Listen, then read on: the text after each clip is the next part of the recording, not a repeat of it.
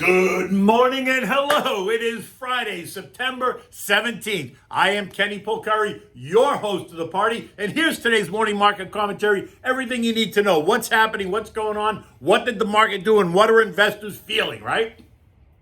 The economic data yesterday was strong. The consumer is fine, alive, and well. Philly Fed survey is strong as well. Manufacturing is healthy, according to that report. Oil demand is up, sending prices higher again. Imagine that. And it's the weekend, so we're going to try the green tomato bruschetta on toast with ricotta cheese. It is delicious, but we'll get to that at the end. You can find out, yesterday I was on Fox Business with Charles Payne at 2 p.m. You can find the link on my Twitter at Kenny Polcari if you want to watch it. We discussed a lot what was happening with Fed members of Congress having trading accounts, no less, that never seem to lose. Isn't that unbelievable? They never lose. So click on the link and you'll hear that conversation, because I could have spent the whole hour talking about why they're even allowed to have it, why any of them are allowed to have it. Either way. Yesterday morning, we found out that the Ego data suggests the consumer is alive and well. Expectations for a negative retail sales report gave way to a very positive retail sales report, right? They were looking for down 0.7. They got plus 0.7. And if you look at retail sales, ex autos and gas, the expectation, which was for flat, came in at 1.8%, right? So not too shabby. So where is all this consumer is anxious feeling? It's not at the retail or online stores for sure. And it's not at the gas pump either, because demand for oil and gas is up as well. Something I've been screaming about for months. The sell-off in August was a head fake. I hope you didn't bail on your energy names, and in fact, I hope you used that hysteria to buy more. Yesterday, oil ended the day at $72.57 a barrel, up from the August lows of $61.60 when they were all screaming about the end of the world.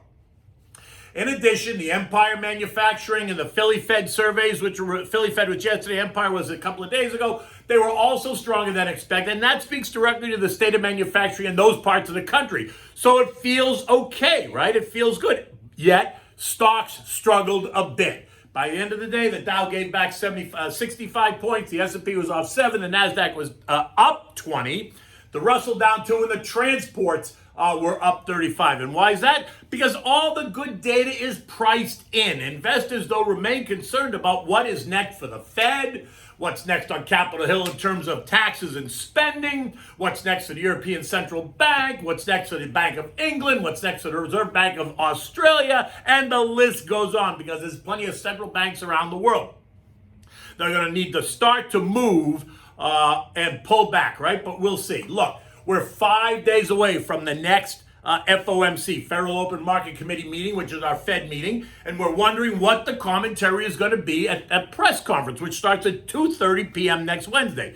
Now look, no one expects a change in rates at all. They'll remain at 0 to a quarter of a basis point, but many are asking, what will Jay Powell say about the taper? Is he going to continue the narrative that he started at Jackson Hole in August and made it very clear that the committee was set to pull the trigger? Or now is he going to hide behind what could be considered weaker employment and CPI numbers, neither of which I believe should be a reason at all, right? Because at this point, you got to make the move, right? You can't stop, right? While the tone may have changed in those reports, many are now expecting him to remain very dovish and remain in the status quo, spending $120 billion a month. But I say, for the record, I am not in that camp. I'm calling for the start of a taper. Sooner is better. And while I thought it should be November, or that it was going to be November, December event, I'm now thinking that he's going to push it out into next year. But look, let's see. I'm not a member of the Fed. If I was, you certainly know how I feel. This morning, the weakness continues, right? Dow futures are down about 75 points. Actually, they've rallied back a little bit, but they're still negative. S&P is off. NASDAQ and Russell giving back 7. Eco data today includes nothing dramatic. University of Michigan sentiment survey, expectation is 72. And the University of Michigan 1 and 5 year inflation expectations. The survey is expected to show that over the next year, inflation is expected to run at 4.7%. While the 5 year is expected to be at 2.9, right? It's the 1 year I get. The 5 year, I don't get it at all. It's not possible to forecast inflation out 5 years. I don't care what you say. It's nothing but a guess, so I pay much more attention to the 1 year than I do the 5 year, right? Because the 5 year is like saying, oh, the sun's going to come up tomorrow.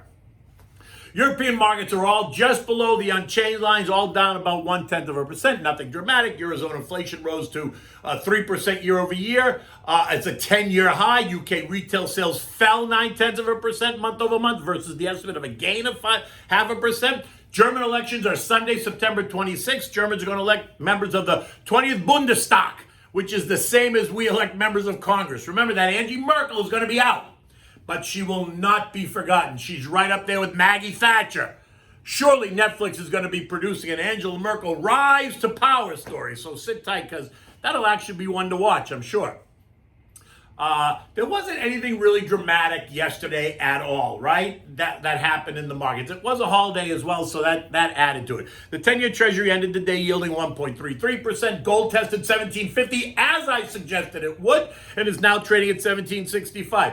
Oil, as noted, ended the day at 72.57. This morning it's down about 50 cents. The VIX rose by 2.8% and is up another 2% this morning as the overall tone appears a bit negative.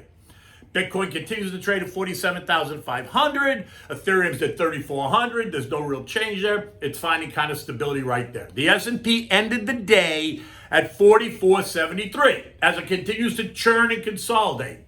Or is it? A test of the trend line at 4434 is most likely next.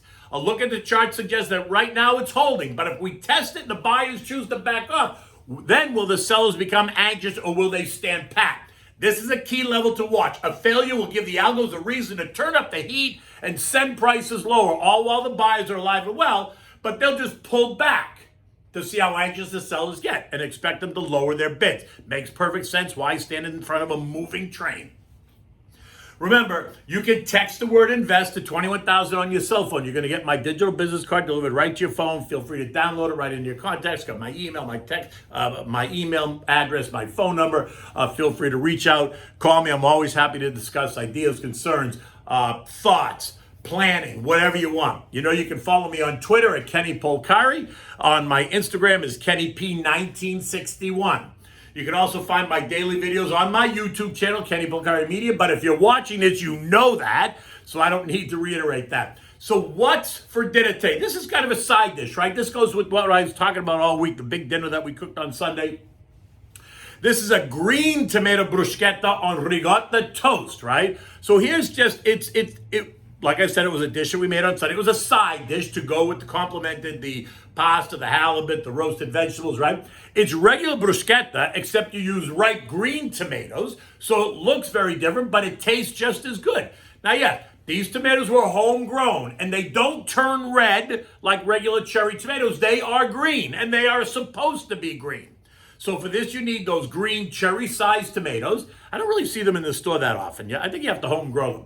Red onions, garlic, olive oil, salt and pepper, a splash of balsamic, fresh ricotta, and sliced, toasted, a baguette sliced and toasted, right?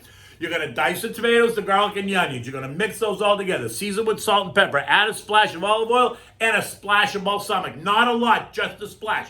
Let it sit for a couple of hours to marinate, right? It needs to marinate. Keep stirring it. It'll make its own juice. It comes together. Now slice the baguette. Brush it with olive oil and toast it on both sides under the broiler. Right? Don't burn it, just toast it. Remove it. Now add a spread of fresh ricotta cheese and then top it with the bruschetta. It is so good. I'm going to put a picture on my Twitter, so you make sure to look at my Twitter this morning after I post this video. Then I'm going to put the picture of the bruschetta, and that was just part of the dinner we made on Sunday, the halibut, the pasta, the roasted vegetables. In any event, it is Friday morning. The sun is coming out. It's another beautiful day here in South Florida, and we await the weekend. 6 hours to go. So take good care, and until then, I'll see you on Monday.